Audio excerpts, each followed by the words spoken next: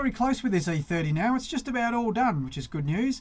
So we have got the dash in our digital display is in here, and we have 3D printed a nice mount up for it to make it fit in the binnacle space, so it's all neat and tidy. Got it all installed and wired in. So now it's time to fire it up and have a look. Hopefully the camera's going to pick this up okay.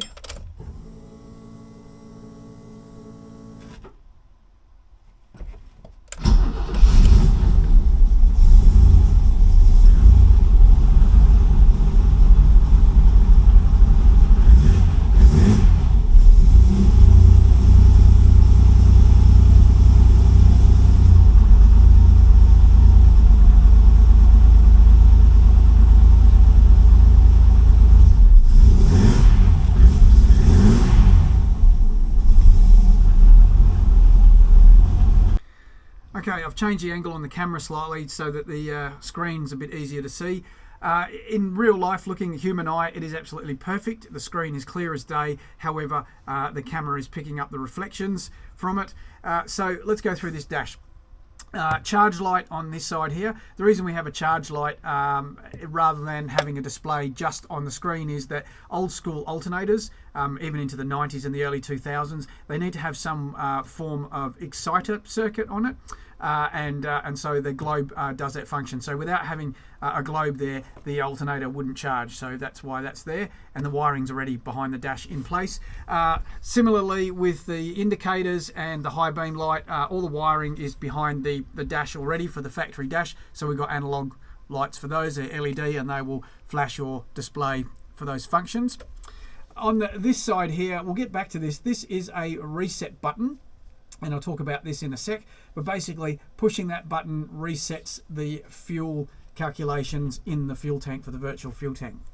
So let's have a look at the actual display itself, and hopefully you can read all these on the camera. We'll start on the top right. We've got the fuel left in the tank, so the amount of fuel in the tank. Then we have got the battery voltage, so how many volts. At the moment it's 12 volts because the engine's not running. Coolant temp here, 32 degrees currently, and the oil pressure. Now, of course, it's at 0, and this is quite low because the engine's running and it's still cold in the morning. Haven't got it going yet. Also, if there was boost, say for turbocharging, will be on there as well, and we can put other bits and pieces in there. We can customize the display to basically display whatever information we want. Also, around the large tacho that we've got in there at the bottom, kilometres an hour. So these dashes do have a speedo in it, and it is GPS driven, so it'll give an accurate speed to the driver. And then around the top here, above the tacho, is our shift lights. So we've actually got shift lights programmed in here, and depending what engine and what red line RPM, we can set all that. And then those shift lights will display. They start green, and then they go across to yellow and then into red on this side. So that's a cool addition. Now back to the fuel.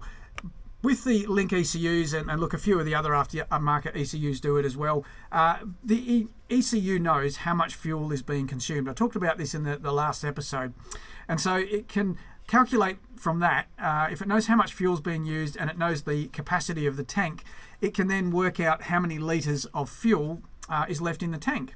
So that's basically what it does.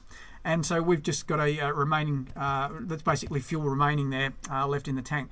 Now that button I talked about earlier, this button here, I won't push it now, but basically what it does is it sends a signal to the ECU. You push that and it tells the ECU that the tank has been refilled, and then this will change back to the full capacity, which is 55 litres. So when we're refueling the car for a rally or whatever, basically we just fill the tank full, push that button, and then it will then reset it, and the ECU then starts deducting the fuel and calculating how much fuel's been used. So all very cool features, all neat and tidy. It has come up very well. These are our own digital dash displays, and we are very happy with them.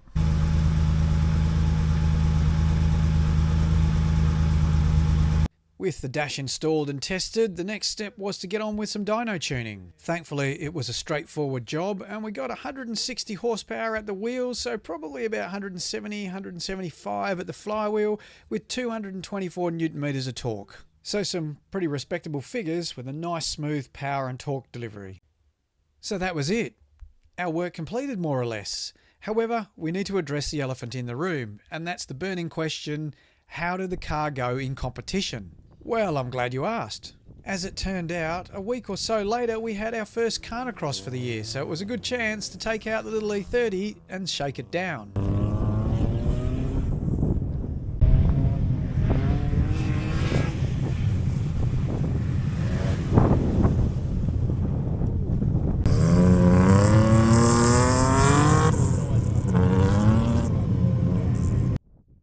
The good news is the car ran flawlessly, giving the owner the drivability and reliability he'd been chasing for quite a while.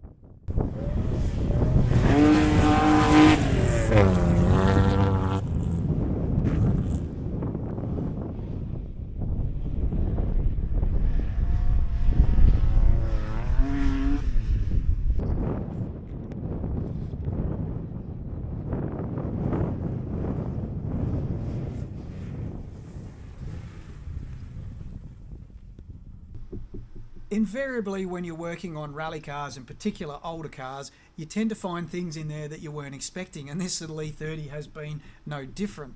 It has been an interesting build, and it's been good fun. We've really enjoyed it. At the end of the day, for us, the reward is making sure that the customer's happy and the car does exactly what we think it will do, and it certainly did on the dyno. It certainly hasn't embarrassed itself at all, or us for that matter, and it has run flawlessly, so we're very happy, and so is the customer. Hope you've enjoyed our build of the E30 so far. It may feature in a future video if we go full hog and turn it into a full rally car. However, for the time being, that's the end of this series. Thanks very much for watching. Please like, give us a thumbs up. It's important for the YouTube algorithm, and subscribe, and we'll catch you again soon. Cheers.